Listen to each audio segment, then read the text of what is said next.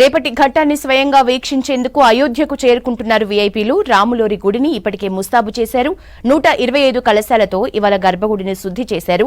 దేశం నలుమూలల నుంచి భక్తులు అయోధ్యకు తరలివస్తున్నారు. జానపద కళాకారుల నృత్యాలు, రామభక్తుల కీర్తనలు ఆకట్టుకుంటున్నాయంటున్నారు.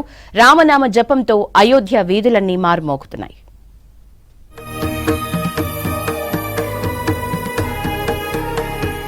రేపటి మహోన్నతమైన ఘట్టానికి హాజరయ్యేందుకు అయోధ్యకు చేరుకుంటున్నారు ప్రముఖులు. ఇవాళ బాలరాముడికి 125 కలశాలతో స్నానం చేయించారు. గర్భగుడిని సర్వాంగ సుందరంగా తీర్చిదిద్దారు. రేపు ఉదయం నుంచి ప్రాణ ప్రతిష్ఠ వేడుకలు కొనసాగనున్నాయి. యాగాలు, హోమాల తర్వాత అభిజిత్ లగ్నంలో సరిగ్గా 12:22 రామ్లల్లా ప్రాణ ప్రతిష్ఠ జరగనుంది. 10 లక్షల దీపాలతో రామాలయాన్ని అలంకరించారు రామాలయ తీర్థ ట్రస్ట్ నిర్వాహకులు. ఇందుకోసం తయారు చేసిన మట్టి ప్రమిదలను ఉపయోగించారు. రామమందిరం సహా రామ్కీ పైడి, కనక్ భవన్, గుప్తర్ ఘాట్, సరయు ఘాట్, లతా మంగేష్కర్ చౌక్, మణిరామ్ దాస్ జవానీ వంటి ప్రముఖ ప్రదేశాలన్నింటినీ దీపాలతో అలంకరించారు. ప్రాణప్రతిష్ఠ వేడుకల్లో పాల్గొనేందుకు అయోధ్యకు చేరుకున్నారు ఆధ్యాత్మిక గురువు పండిట్ రవిశంకర్. అయోధ్యలో మార్పు స్పష్టంగా కనిపిస్తోందని చెప్పారు. ఈ ఘనత సీఎం యోగి ఆదిత్యనాథ్ కు దక్కుతుందన్నారు. రేపు ప్రతి ఒక్కరూ తమ ఇళ్లలో దీపాలను వెలిగించాలన్నారు రవిశంకర్. फर्क पड़ रहा है, जमीन आसमान का फर्क दिख रहा है, कितना क्या है। हम अभी उससे पहले जब 17 से यहाँ आते रहे, अब आए तो योगी जी का ये श्रेय जाता है कि इतना कम समय में एक बहुत जैसे होना चाहिए। రాముని జీవిత చరిత్ర యావత్ ప్రపంచానికే ఆదర్శమన్నారు యోగా గురువు రామ్దేవ్ బాబా. యూపీకి చేరుకున్న ఆయన సాధువులతో కలిసి మీడియా సమావేశం ఏర్పాటు చేశారు. అయోధ్య మొత్తం రామనామంతో మార్మోగుతోందని చెప్పారు. ఆదర్శ పురుషుడు రాముడని, ఆయన విగ్రహ ప్రతిష్టను చూడడం అదృష్టమన్నారు రామ్దేవ్ బాబా.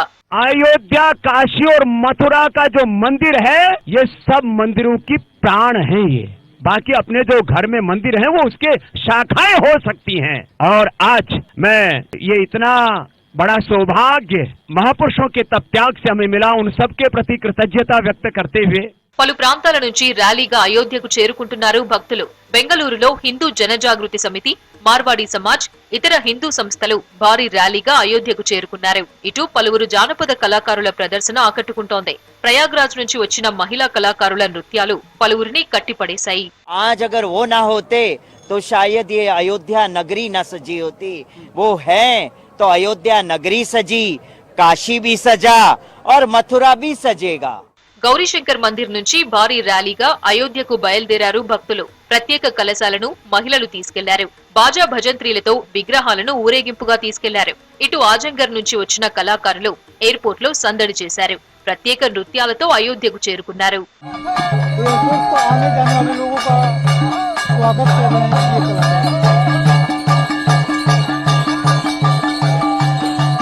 రాజస్థాన్ నుంచి అయోధ్యకు భారీ ఎత్తున బయలుదేరారు భక్తులు.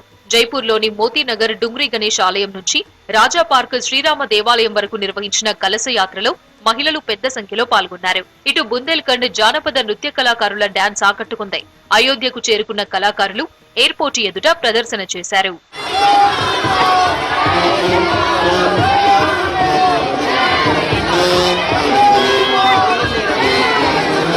ఇటు అయోధ్యకు చేరుకుంటున్నారు పీఠాధిపతులు, సాధువులు, వేద పండితులు. రామ మందిరానికి చేరుకున్న చిదానంద సరస్వతి అయోధ్య రూపురేఖను మోదీ మార్చేశారని మెచ్చుకున్నారు. త్వరలో దేశ ముఖ చిత్రం మారుతుందని చెప్పారు. हमारे पास ऐसे यशस्वी ऊर्जावान प्रधानमंत्री हैं जिनके पास पॉलिटिकल विल भी है, जिनके पास अपनी विल भी है। ये उसी का नतीजा है कि आज का दिन ऐतिहासिक दिन बनने जा रहा है। आज की घड़ी विश्व की महान घड़ी बनने जा रही है। इसलिए आइए मिलकर, जब भगवान श्री राम अपने नए घर में विराजमान हो रहे हैं, हम सब मिलकर नए भारत का निर्माण करें। రేపటి కార్యక్రమం కోసం అయోధ్యకు చేరుకున్నారు నటుడు రజనీకాంత్. రాజకీయ పండితులు, సాధువుల రాకతో ఎయిర్పోర్ట్లు, ప్రధాన బస్టాండ్లు రద్దీగా మారాయి. అయోధ్య సరయూ నది దగ్గర సంధ్యాహారతి ఆకట్టుకుంది. ఈ వేడుకల్లో పాల్గొనేందుకు లక్షలాది మంది భక్తులు తరలివచ్చారు.